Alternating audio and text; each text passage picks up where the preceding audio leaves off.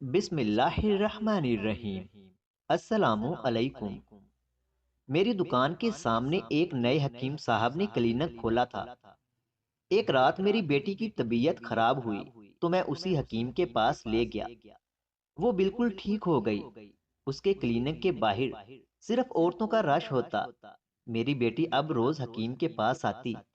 گھر جا کر میں نے پوچھا تو میرے پاؤں پکڑ کر ہاتھ جوڑ کر کہنے لگی، بابا مجھے وہاں جانے سے نہ روکیں ورنہ آپ مر جائیں گے۔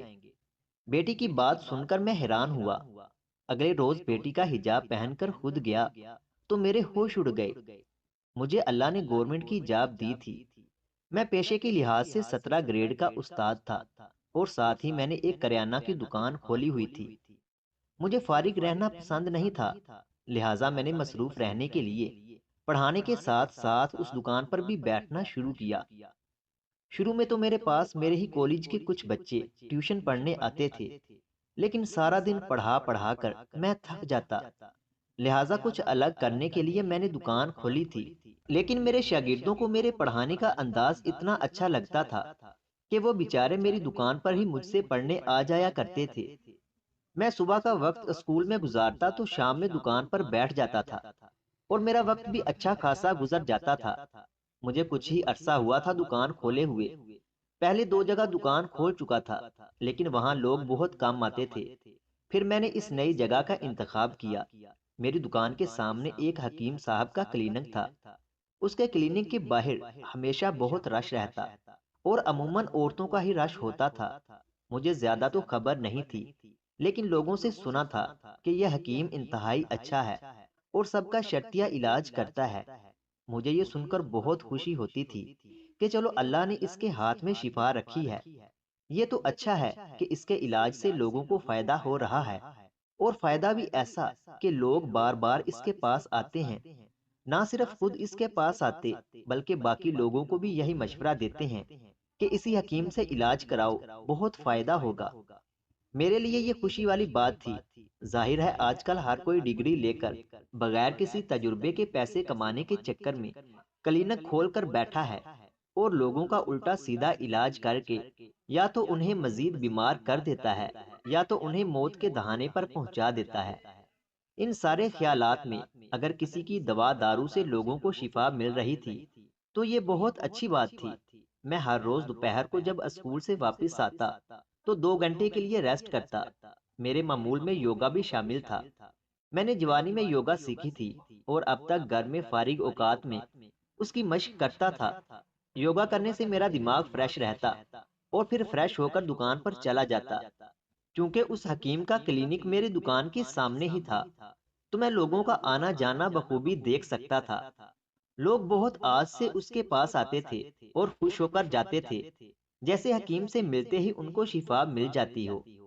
میں یہ دیکھ کر اکثر حیران بھی ہوتا کہ بھئی ایسی بھی کیا بات ہے اس حکیم میں، یا ایسا کیا خاص ہے اس کے علاج میں جو تجربہ کیے بغیر لوگ کلینک سے باہر نکلتے ہی خوش ہو جاتے تھے۔ ظاہر ہے کوئی بھی ڈاکٹر یا حکیم جب علاج کرتا ہے تو دوا اور دعا دونوں وقت لیتی ہیں۔ ان کے اثر ہونے میں تھوڑا بہت تو ٹائم لگتا ہے، لیکن یہاں تو گویا انہیں شفا یابی کی سند ہاتھوں ہاتھ مل جاتی تھی۔ شروع میں تو میں نے کچھ زیادہ غور نہیں کیا، کیونکہ میری دکان پر بھی اکثر رش ہی ہوتا اور پھر کچھ شاگرد پڑھنے بھی آتے تھے تو ان کو پڑھانے میں وقت نکل جاتا۔ لیکن ظاہر ہے جب کوئی چیز یا بات آپ کے سامنے ہو رہی ہو اور روزانہ وہی ماحول وہی منظر دیکھنے کو مل رہا ہو تو انسان نوٹ کرنے لگ جاتا ہے۔ میں بھی غیر ارادی طور پر حکیم کے کلینک پر موجود رش اور عورتوں کی خوشی دیکھ کر نوٹ کرنے لگ گیا تھا۔ پہلے پہل تو ایک عام بات سمجھ کر میں نے اگنور کر دیا تھا، لیکن روز کے اس معمول نے اب مجھے بھی متجسس کر دیا تھا۔ میری ایک ہی بیٹی تھی جو کہ ہم دونوں میاں بیوی کی کل کائنات تھی۔ کچھ دنوں سے اس کی طبیعت خراب تھی۔ پہلے پہل تو میں نے اسے قریبی دوسرے ڈاکٹر کو دکھایا، جس کی دوا سے وہ قدرے بہتر ہو گئی تھی۔ کچھ دن کی بہتری کے بعد پھر سے اس کی طبیعت بہت خراب ہو گئی تھی۔ میں نے پھر سے اسی قریبی ڈاکٹر کو اسے دکھایا، جس کی دوا سے وہ وقتی طور ٹھیک تو ہو گئی تھی، لیکن پھر اس کی طبیعت خراب ہو گئی تھی۔ ہم دونوں میاں بیوی کے ہاتھ پاؤں پھولے جا رہے تھے۔ ظاہر ہے ہماری اکلوتی بیٹی تھی، اگر خدا نخواستہ اسے کچھ ہو جاتا تو ہم کیا کرتے؟ میری بیٹی کی طبیعت مزید خراب ہوتی جا رہی تھی۔ اس سے پہلے کہ ہماری کوتاہی یا تاخیر کی وجہ سے ہمارا کچھ نقصان ہو جاتا، میں اپنی بیٹی کو اسی حکیم کے کلینک پر لے گیا۔ وہ حکیم چونکہ صرف عورتوں کا علاج کرتا تھا، لہٰذا میں نے اپنی بیٹی کو کہا کہ خود ہی اندر چلی جاؤ۔ میری بیٹی اندر گئی اور تھوڑی ہی دیر بعد واپس آئی تو وہ بالکل ٹھیک تھی، ایسے گویا اسے کچھ ہوا ہی نہ ہو۔ یہ دیکھ کر تو میں بہت حیران ہوا، لیکن ساتھ میں خوش بھی ہوا کہ میری بیٹی ٹھیک ہو گئی ہے۔ یقیناً یہ اللہ کی طرف سے معجزہ اور حکیم کے علاج کا نتیجہ تھا۔ میں غائبانہ طور پر حکیم سے بہت متاثر ہو رہا تھا۔ اس کے بعد میری بیٹی ہر روز اس حکیم کے پاس جانے لگی۔ شروع میں جب میں نے پوچھا کہ بیٹا کیوں جاتی ہو، تو کہنے لگی کہ بابا حکیم کہتا ہے علاج روز ہوگا، اس لیے روز آنا ہوگا۔ میں یہ سن کر چپ ہو گیا کہ شاید چند دنوں تک علاج چلتا رہے گا، لیکن میری بیٹی اب روز حکیم کے پاس جانے لگی تھی۔ مجھے کھٹکا رہنے لگا تھا کہ آخر حکیم کا ایسا کون سا علاج ہے جو وہ روز کرتا ہے۔ میری بیٹی کو ٹھیک ہوئے تو کافی دن ہو گئے تھے، پھر یہ کون سا علاج ہے کہ جو روز ہوتا ہے اور میری بیٹی کے ٹھیک ہونے کے بعد بھی ہو رہا ہے؟ میری بیٹی کا روز وہاں جانا مجھے اچھا نہیں لگتا تھا، لہٰذا میں نے اپنی بیٹی کو صاف اور سخت لفظوں میں منع کر دیا تھا کہ اب سے تم حکیم کے کلینک میں نہیں جاؤ گی۔ یہ سن کر میری بیٹی پھوٹ پھوٹ کر رونے لگی اور میرے قدموں میں گر گئی۔ میں یہ دیکھ کر بہت پریشان ہوا کہ آخر میری بیٹی اتنا رو کیوں رہی ہے۔ میری بیٹی نے میرے پاؤں پکڑ کر ہاتھ جوڑ کر مجھے روتے ہوئے کہا کہ بابا آپ مجھے وہاں جانے سے نہ روکیں ورنہ آپ مر جائیں گے۔ یہ سن کر تو میں ششدر رہ گیا کہ میری بیٹی یہ کیا کہہ رہی ہے۔ میری بیٹی چونکہ بہت رو رہی تھی، لہٰذا میں نے اسے دلاسا دیا اور کوئی سوال نہیں کیا، کیونکہ وہ پہلے ہی بہت پریشان تھی۔ مجھے اس کی باتوں نے بے حد پریشان کر دیا تھا کہ آخر میری بیٹی حکیم کے پاس کیوں جاتی ہے، اگر جاتی ہے تو روز کیوں جاتی ہے، اور وہ ایسا کون سا علاج کرتا ہے جو میری بیٹی وہاں جانے کو اتاولی ہوتی ہے۔ اور سب سے بڑی اور اہم بات، میری بیٹی نے ایسا کیوں کہا کہ اگر وہ حکیم کے کلینک پر نہیں گئی تو میں مر جاؤں گا۔ یہ ساری باتیں میرے ذہن میں عجیب و غریب خیالات کو جنم دے رہی تھیں اور میرا دل دہلا جا رہا تھا۔ میں نے وہاں سے اٹھتے ہی ایک فیصلہ کر لیا تھا کہ اب اس سارے معاملے کا میں خود پتہ لگا کر رہوں گا۔ اگلے ہی روز میں اپنی بیٹی کا حجاب اوڑھ کر حکیم کے کلینک کی جانب بڑھا۔ چونکہ حکیم صاحب صرف عورتوں کا علاج کرتا تھا اور مردوں کا آنا یقیناً ممنوع تھا، اس لیے میں اپنی بیٹی کا حجاب لیے حکیم کے کلینک گیا۔ میں جیسے ہی اندر گیا، حکیم کو دیکھتے ہی میرے ہوش اڑ گئے تھے۔ میرے تو گویا 14 طبق روشن ہو گئے تھے۔ اگلے ہی لمحے میں وہاں سے الٹے قدموں بھاگا۔ میں بھاگتے ہوئے اپنی دکان پر آ گیا اور پھولتے ہوئے سانس کو نارمل کرنے لگا۔ میں نے وہاں پانی پی کر دکان بند کی اور گھر کی راہ لی۔ میں بے انتہا حیرت و پریشانی کا شکار تھا۔ میری سمجھ میں نہیں آ رہا تھا کہ میں کیا کروں، کہاں جاؤں، کس کو بتاؤں۔ میرا دماغ معوف ہوا جا رہا تھا۔ اگلے دن میں کالج جانے کی بجائے دکان پر آ گیا، لیکن وہاں حکیم کے کلینک پر تالا لگا دیکھ کر مجھے حیرت کا جھٹکا لگا، کیونکہ حکیم کا کلینک 24 گھنٹے کھلا رہتا تھا اور وہ رہتا بھی کلینک میں ہی تھا۔ اس کے کلینک پر کبھی تالا لگا نہیں تھا، اور آج تالا دیکھ کر تو مجھے انہونی کا احساس ہوا۔ میں نے سوچا کہ میں پولیس کو کال کر لوں اور اسے سب سچ سچ بتا دوں، لیکن میں ایک شریف اور عام انسان تھا۔ پولیس کے تفتیشی کارروائیوں میں پڑھ کر سب کی نظروں میں نہیں آنا چاہتا تھا۔ ظاہر ہے پولیس مجھ سے تفتیش کرتی، پھر ہر معاملے میں مجھے گھسیٹا جاتا، اور سب سے اہم بات، پولیس مجھ سے ثبوت مانگتی تو میں کیا ثبوت دیتا؟ میرے پاس تو کوئی ثبوت نہیں تھا۔ یہ ساری باتیں سوچ کر میں پولیس کو کال نہیں کر پا رہا تھا۔ میں نے سوچا کہ میرے لیے تو بس یہی کافی ہونا چاہیے کہ میری بیٹی کی زندگی برباد ہونے سے بچ گئی ہے۔ مجھے بس اپنی بیٹی کا اب خیال رکھنا تھا، میرے لیے یہی کافی تھا۔ یہ سوچ کر میں خاموش رہ گیا تھا۔ حکیم کے کلینک پر ہر روز وہی رش ہوتا، لیکن وہاں تالا لگا دیکھ کر لوگ مایوس لوٹتے۔ میں یہ منظر روز دیکھتا تھا، لیکن یہ معاملہ زیادہ دیر نہیں چل سکا۔ لوگ اب ششو پنج کا شکار ہونے لگے تھے، آپس میں چہم گوئیاں کرتے، اور پھر دیکھتے ہی دیکھتے لوگوں کا شک یقین میں بدل گیا تھا۔ اس روز میں جب دکان پر آیا تو بہت ہی عجیب معاملہ دیکھا۔ حکیم کے کلینک کے باہر لوگوں کا، خصوصاً عورتوں کا ہجوم تھا۔ یہ وہی عورتیں تھیں جو حکیم کے کلینک پر علاج کروانے کو آتی تھیں۔ انہوں نے چیخو پکار کرنا شروع کی اور پھر حکیم کے کلینک پر جوتے برسانے لگی۔ عورتیں پاگل ہونے جا رہی تھیں، ایسے جیسے ان کا کوئی قیمتی سامان لٹ گیا ہو۔ حکیم کے کلینک کا ستیہ ناش ہو گیا تھا، اور پھر تھوڑی ہی دیر بعد پولیس کی گاڑی کی سائرن کی آواز سنائی دی۔ ظاہر ہے اتنی افراتفری چیخو پکار میں پولیس کو تو پتہ چل ہی جانا تھا۔ پولیس وہاں آئی تو لوگوں سے پوچھ گچھ شروع کر دی اور معاملے کی تہہ تک جانے کی کوشش کرنے لگے۔ میرا بھی دل کیا کہ اب تو ہمت کر کے پولیس کو سب بتا دوں، لیکن پھر متجسس ہو کر تماشائی بنے رہنا ہی بہتر سمجھا کہ دیکھتے ہیں پولیس کیا کرتی ہے، کیسے پتہ لگاتی ہے۔ پولیس کو پتہ لگا کہ حکیم کا کلینک کافی دنوں سے بند تھا اور وہ فرار ہو چکا تھا، لیکن عورتیں اب اس کی غیر موجودگی میں پاگل ہونے جا رہی تھیں۔ وہ چاہتی تھیں حکیم ہی اب ان کا علاج کرے۔ یہ صورتحال کافی سنگین تھی۔ پولیس سمجھ نہیں پا رہی تھی کہ آخر ایسا اس حکیم کے علاج میں کیا تھا جو عورتیں اسی سے علاج کروانے کو مری جا رہی تھیں، جبکہ حکیم اپنا بوریا بسترا سمیٹ کر یہاں سے فرار ہو چکا تھا۔ یہ دیکھ کر پولیس نے تفتیشی افسران کو بلایا اور ہر ایک سے تفتیش کرنے لگے، لیکن کسی نے بھی حکیم کے خلاف گواہی نہیں دی، بلکہ سب اس کے علاج کی تعریف کرتے تھے۔ پولیس کو یہ معاملہ سنگینی کے ساتھ پیچیدہ بھی لگا کہ جب حکیم کا علاج اتنا بہتر تھا تو پھر وہ راتوں رات کہاں چلا گیا، کیوں فرار ہوا؟ ایسے بہت سے سوال باقی لوگوں کے ذہنوں میں بھی منڈلا رہے تھے، لیکن چونکہ مجھے حقیقت کا علم ہو چکا تھا اور میں سب جانتا تھا، تو میں بس تماشائی بنا سن اور دیکھ رہا تھا۔ دل نے تو بہت چاہا کہ پولیس کو خبر کر دوں، لیکن پھر خوف کے گھیرے میں آ جاتا کہ میں مفت میں گھسیٹا ہی نہ جاؤں، جبکہ میرے پاس کوئی ثبوت بھی نہیں۔ خیر اس کے بعد پولیس نے جگہ جگہ ناکے لگوائے، ٹول پلازا، مختلف اڈوں پر چھاپے لگوائے اور ہر ایک تھانے میں حکیم کے خلاف رپورٹ پیش کی۔ میرا زیادہ دیر چپ رہنا یوں تھا جیسے بہت سے لوگوں کا ایک ساتھ قتل کرنا۔ میری بیٹی اب سنبھل گئی تھی اور دھیرے دھیرے بہتری کی طرف آ رہی تھی، لیکن کسی اور کی بیٹیاں بھی تو اس سب سے گزری ہوں گی نا۔ یہی سوچ کر بس میں نے پولیس سے رابطہ کر لیا۔ میں نے ان سے کہا کہ میں حکیم کے بارے میں سب جانتا ہوں۔ پولیس نے فوراً مجھے تھانے بلایا اور مجھے تفتیشی افسران کے سامنے بٹھایا۔ وہ مجھ سے سوال کرتے جاتے اور میں بتاتا جاتا، اور پھر میں نے الفتہ یہ تک پوری کہانی ان افسران کے گوش گزار کی۔ میری طرح وہ بھی حیران ہو گئے، لیکن جلد ہی سنبھل گئے۔ پہلے پہل تو انہوں نے ثبوت مانگا کہ تمہارے پاس کوئی ثبوت ہے اس بات کا، لیکن جب میں نے کہا کہ میری اپنی بیٹی اس کرب سے گزری ہے تو پھر ان کو یقین آیا۔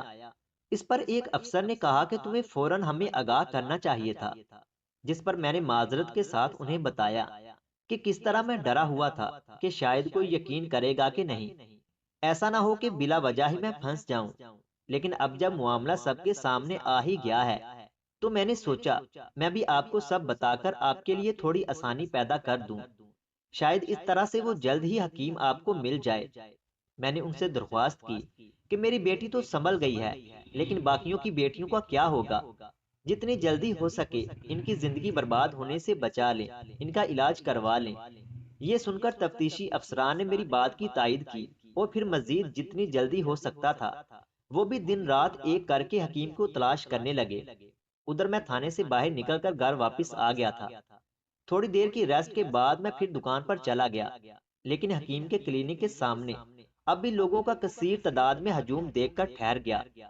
بہت سے لوگ اس آس پر وہاں آئے تھے کہ کیا پتا حکیم واپس آ گیا ہو اور وہ اس سے علاج کرا سکیں۔ اگر میں بے خبر ہوتا تو یقیناً ان سب کی اتنا کچھ ہونے کے باوجود اس حرکت پر حیران رہ جاتا، لیکن جبکہ مجھے سب پتہ لگ گیا تھا تو میرے دل سے افسوس کے سوا کچھ نہیں نکل رہا تھا۔ اس سارے معاملے کی وجہ سے میرا دکان پر بھی دل نہیں لگ رہا تھا اور نہ ہی میں اپنے گاہکوں کو ٹھیک سے دیکھ پا رہا تھا۔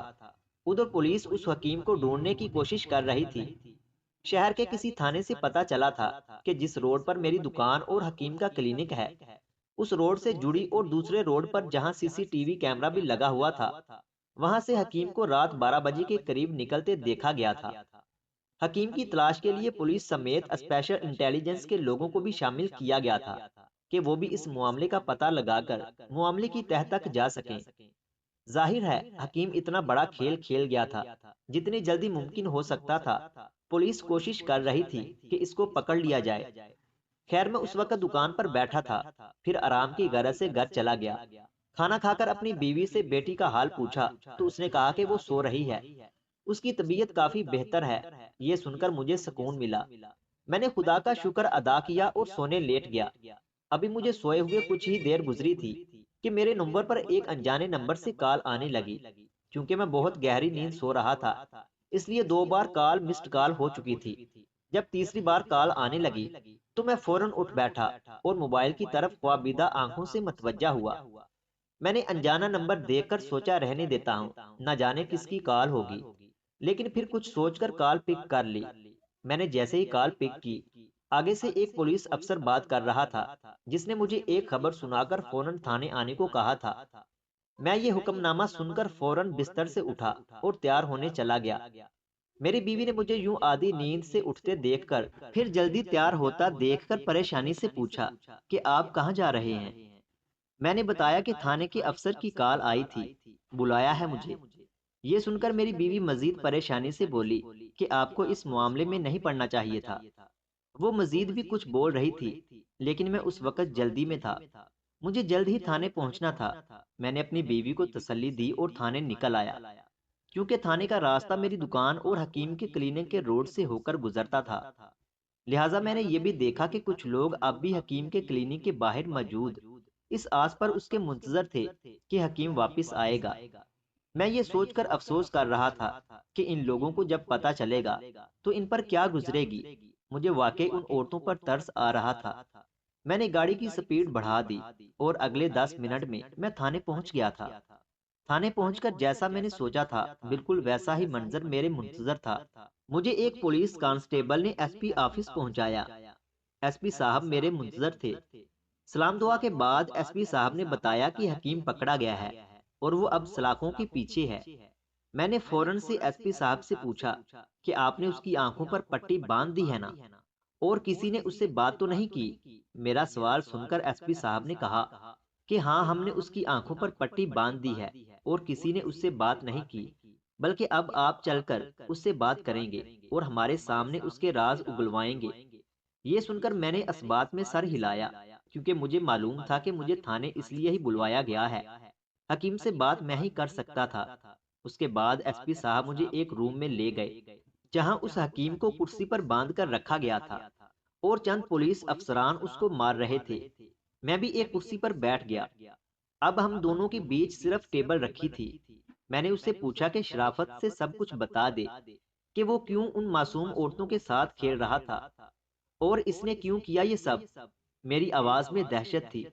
حکیم چونکہ مجھے پہچان چکا تھا اور اب وہ پولیس کی گرفت میں تھا تو اس کے پاس بچ نکلنے کا کوئی راستہ بھی نہیں تھا، یہ بات وہ اچھے سے جانتا تھا۔ میرے دوبارہ دھاڑنے پر وہ گھبرایا اور بولنا شروع ہوا کہ یہ بات آج سے 27 سال پہلے کی ہے۔ میں ایک عام سا بندہ تھا۔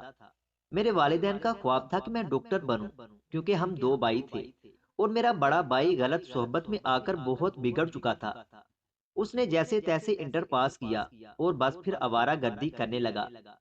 میرے ماں باپ کی اب ہر آس امید مجھ پر تھی کہ میں ڈاکٹر بنوں اور ان کا خواب پورا کروں۔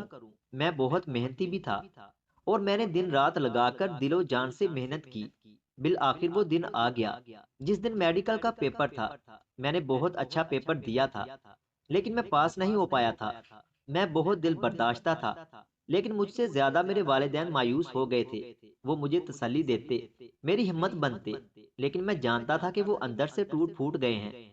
اس کے بعد میں نے ہمت نہیں ہاری، بلکہ اگلے سال پیپر دینے کے لیے دل و جان سے محنت کرنے لگا۔ میں دوسری بار بھی کچھ نمبر سے رہ گیا اور سلیکٹ نہیں ہو پایا۔ میں نے پھر تیسری بار بھی پیپر دیا اور اب کی بار میں نے پہلے سے زیادہ محنت و لگن کے ساتھ پڑھائی کی تھی۔ مجھے یقین تھا کہ اب میں سلیکٹ ہو جاؤں گا اور میں سلیکٹ ہو بھی گیا تھا، لیکن ہمارے ملک کے کرپٹ نظام نے میرا حق کسی امیر و کبیر افسر کے بیٹے کو دے دیا۔ مجھے بہت دھچکا لگا تھا۔ مجھ سے زیادہ میرے ماں باپ شدید دکھی تھے۔ میرا پڑھائی پر سے دل اٹھ گیا تھا کہ جب محنت کے باوجود بھی کچھ نہ ملے تو کیا فائدہ۔ لیکن جب میں ماں باپ کے جھریوں بھرے چہرے کو دیکھتا تو میرا دل تڑپ جاتا تھا۔ میں نے ان کے لیے ایک دفعہ پھر عہد کیا اور جی جان سے کسی اچھی پوسٹ پر نوکری حاصل کرنے کے لیے محنت کرنے لگا۔ میں چونکہ محنتی تھا اس لیے جو بھی مجھے دیکھتا مجھے سراہتا، لیکن شاید یہاں محنت و لگن کی قدر نہیں، اس لیے میری ڈگریاں، میرا علم، میری قابلیت ہر جگہ دری کی دری رہ جاتی۔ میں چونکہ اپنی ذمہ داریاں، اپنے اخراجات خود اٹھانا چاہتا تھا، اس لیے میں کہیں پارٹ ٹائم جاب کی تلاش میں بھی تھا۔ میرا ایک ہی اچھا دوست تھا، اس نے مجھے ایک حکیم کے کلینک پر لگوا دیا۔ مجھے کچھ ہی عرصہ ہوا تھا اس کے پاس کام کرتے ہوئے۔ میں حیران ہوتا تھا، روزانہ اس کے کلینک پر لوگوں کا، خصوصاً عورتوں کا ہجوم ہوتا۔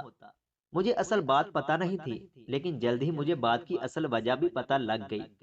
حکیم مجھ پر بہت بھروسہ کرتا تھا، لہٰذا اس نے مجھ پر بھروسہ کرتے ہوئے اپنا علم مجھے سکھانا شروع کیا۔ پہلے پہل تو مجھے بہت ڈر لگتا تھا، لیکن جب دیکھا کہ اس دنیا میں روٹی توڑنے سے نہیں ملتی، بلکہ بعض دفعہ نوالا کسی کے منہ سے چھیننا بھی پڑتا ہے، ورنہ دنیا شریف لوگوں کی قدر نہیں کرتی۔ اور ویسے بھی مجھے کوئی 8-10 برس ہونے کو تھے اچھی نوکری کی تلاش میں مارے مارے پھرتے ہوئے، تو میں تھک بھی گیا تھا۔ بس پھر میں نے شرافت کا لبادہ اتار پھینکا اور حکیم سے کام سیکھنے لگا۔ حکیم دراصل ٹیلی پیتھی کا ماہر تھا۔ ٹیلی پیتھی ایسی چیز ہے جس کے ذریعے آپ سامنے والے کی دماغ پر قبضہ جما سکتے ہو، گھس سکتے ہو، اور جیسا آپ کہتے ہو سامنے والا بالکل ویسا ہی کرتا ہے۔ اگر ٹیلی پیتھی کا ماہر کسی کی آنکھوں میں دیکھ لے یا کوئی اس سے بات کرے تو وہ فوراً ان کے دماغ پر غالب آ جاتا ہے۔ لیکن دو لوگ، ایک جو ٹیلی پیتھی کا ماہر ہو، دوسرا یوگا کرنے والا ہو، ان دونوں کی دماغ پر وہ قبضہ نہیں کر سکتا۔ میں نے بھی یہ ہنر سیکھ لیا اور پورے 5-6 سال سیکھا۔ اسی دوران میری شادی ہوئی، 2 بیٹے ہوئے۔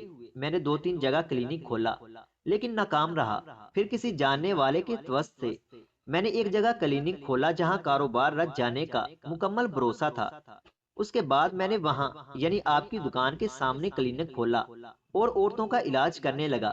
میرا مقصد چونکہ کمانا تھا، تو اس لیے میں نے عورتوں کو ٹارگٹ کیا، کیونکہ ایک تو عورتیں بے وقوف ہوتی ہیں کہ ہر ایک کی بات مان لیتی ہیں، انہیں جہاں پتہ لگے کہ شفا ملتی ہے فوراً نکل پڑتی ہیں، اور دوسرا میں ان کو ایسی ایسی باتیں کہتا کہ وہ روز خود آنے لگ جاتی۔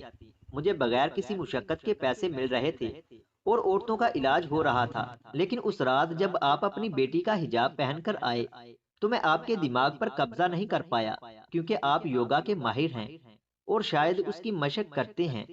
آپ کی وجہ سے میرا کلینک کام سب ختم ہو گیا۔ یہ کہہ کر حکیم نے سر جھکا لیا۔ پولیس والے اب اس کو دوبارہ سلاخوں کے پیچھے ڈال رہے تھے، اور میں سوچ رہا تھا کہ یوگا میں نے جوانی میں مصروف رہنے کے لیے اور شوق میں سیکھا تھا، اور پھر گھر میں ہی کبھی فارغ اوقات میں کر لیا کرتا تھا۔ آج اس کی وجہ سے کتنی عورتیں بچ گئیں۔ مجھے ان عورتوں کے ذہن سے اس ٹیلی پیتھی کا اثر نکالنا تھا جس کی وجہ سے وہ حکیم کو سب کچھ سمجھ بیٹھی تھیں، جیسا کہ میں نے اپنی بیٹی کے ذہن سے نکالا تھا، کیونکہ ٹیلی پیتھی کا ماہر یا یوگا کا ماہر ہی ان کے دماغ سے وہ اثر نکال سکتا تھا۔ مزید اس طرح کی ویڈیوز دیکھنے کے لیے ہمارے یوٹیوب چینل علمی روم کو سبسکرائب کریں۔